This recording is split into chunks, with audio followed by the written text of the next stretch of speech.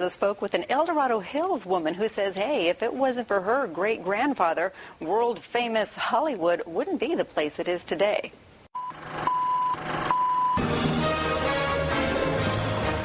Who can resist the glitz and glamour of Hollywood? But in the late 1800s, the entertainment capital of the world offered nothing like this. It was a place where all you could see were fertile fields of orchards and farms, no movie stars.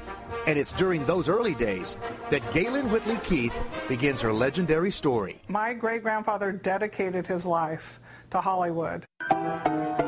Keith's great-grandfather was Hobart Johnstone Whitley, a wealthy land developer who built towns across the country for the railroad. When he reached the West Coast in 1886, he stood on a hillside with his new wife at his side, dreaming about what he would build here. Keith says it was at that moment that her great-grandfather met a Chinese immigrant who, by chance, helped him name the spot Hollywood. So he said to him, "What are you doing?" In a rather broken Chinese accent, the man said, "Up early, work hard, Hollywood." And he was hauling wood, and so my grandfather went, "Oh, that's it, that's what I'm going to name my town. Holly will represent my British ancestry and Wood my Scottish." There have been different stories as to how Tinseltown got its name, but Keith says the undisputable truth is recorded right here in her great-grandmother's handwritten journal. This is one of the Whitleys' first homes. Do you recognize the dirt street in front of it? That's famous Hollywood Boulevard, which was part of Whitley's 300-acre development called Whitley Heights. This is Hollywood Boulevard. Highland comes down right here. It's the Kodak Theater where the Academy Awards are filmed.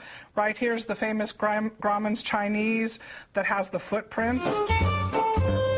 In fact, Whitley built the lavish Hollywood Hotel in the very same spot where the Kodak Theater now sits.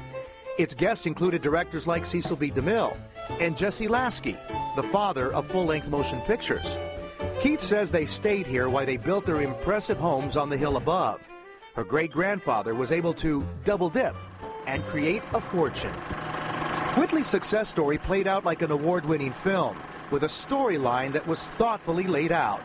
He knew if he could get filmmakers to move west, he would become a financial star. On October 26, 1911, the first movie was filmed on his property.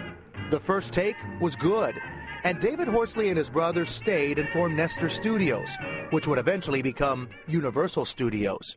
Word spread quickly, and soon more filmmakers started arriving in Whitley's Hollywood. Keith says there is so much more fascinating California history contained within these pictures, news articles, and documents. But like any good script, you have to give your audience a bang for their buck. And she's hoping to deliver that in her book, The Father of Hollywood.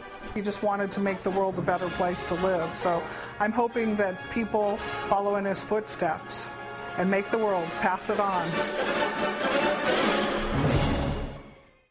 Pretty wild, huh? Now talk about history. This is a copy of Keith's book, The Father of Hollywood. A lot more information in here. Now, when asked what motivated her to write this book, she said her grandmother encouraged her to tell this story as a way to preserve her family's history. Great way to do so, and a way